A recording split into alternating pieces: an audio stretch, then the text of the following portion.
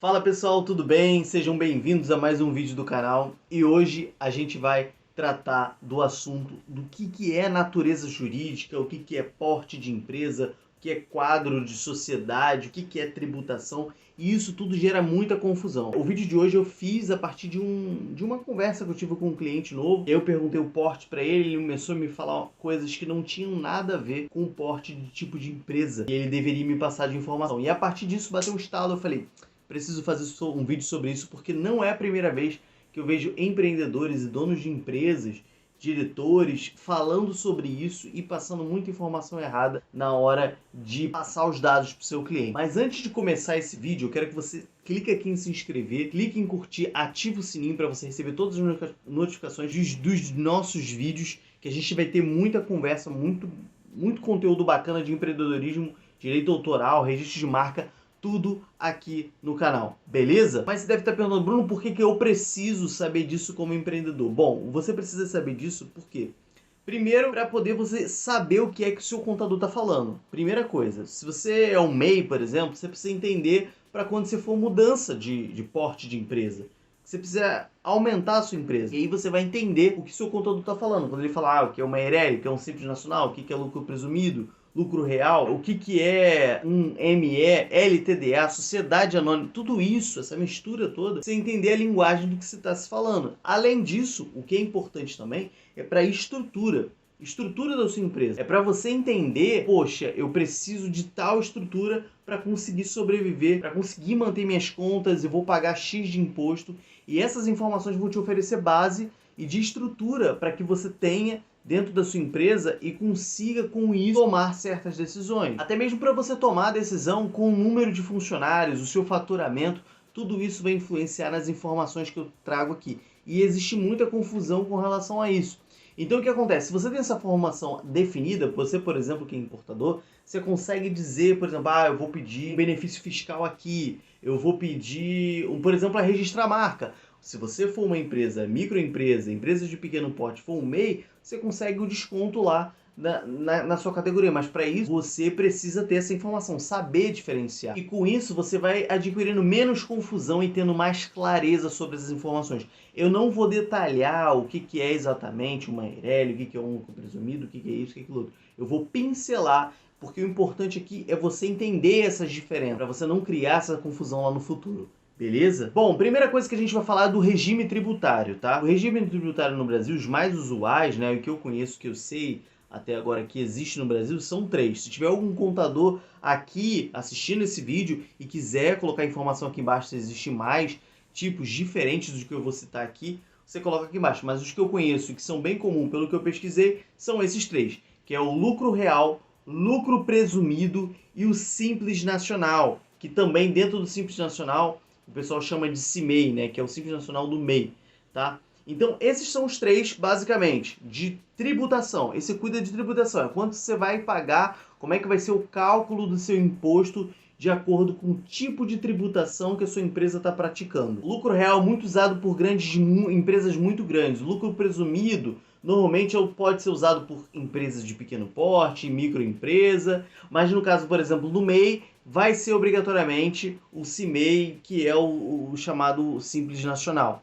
tá bom? E aí, no caso de empresas de pequeno porte ou empresa de microempresa, também podem entrar no lucro presumido. Mas é mais usual, vocês veem mais o pessoal usando o Simples Nacional pela simplificação que ele traz no faturamento, na forma de pagar impostos para a empresa, tá? Então, essas são os tipos de tributação que a gente encontra hoje nas empresas no Brasil. Bom, a gente tem um outro quesito também, que é a natureza jurídica, ou então o que chama de tipo societário também, porque dá para identificar o tipo societário ali. Os que eu vou falar aqui são os mais usuais, mas, por exemplo, na tabela lá no Concla, no site do IBGE, onde traz essas naturezas jurídicas, tem várias, tem muitas mesmo, muitas. Tem administração pública, privada, a autarquia federal, tem várias. Mas a mais usual para empresas são essas que eu vou falar aqui, tá bom? O primeiro tipo de natureza jurídica é o chamado EI, que é empresa individual.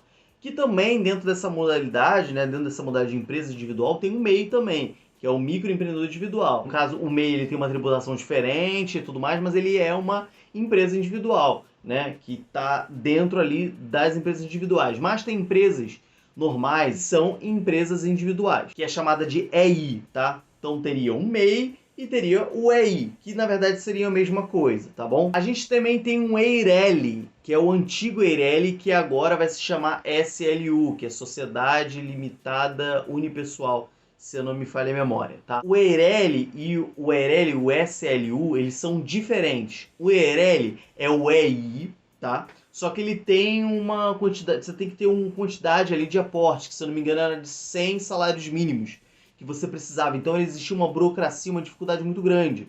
E por ter essa burocracia, essa dificuldade muito grande para se criar essa empresa, foi criado através da chamada Lei da Liberdade Econômica, que foi aprovada. Ela trata dessa atualização do EIRELI para o SLU. E com o SLU você não precisa de ter aporte mínimo e tudo mais. O que estava acontecendo é o seguinte: muitas pessoas estavam criando o EIRELI sem ter realmente aquele capital social que estava dentro do contrato social da empresa. Então, sem salários mínimos, 100 mil reais, tal. Então, criavam uma outra empresa com um sócio, mas com ele com 1%, que é o chamado sócio fantasma, só para abrir uma empresa. Então, a ideia é justamente desburocratizar com essa sociedade limitada unipessoal chamada SLU. Então, a gente já falou de duas principais, que é o chamado empresa individual, o antigo EIRELI, o atual SLU, que são diferentes, tá? Não são iguais, é apenas uma substituição de um e do outro. E a gente tem a LTDA, que é a Sociedade Limitada, né?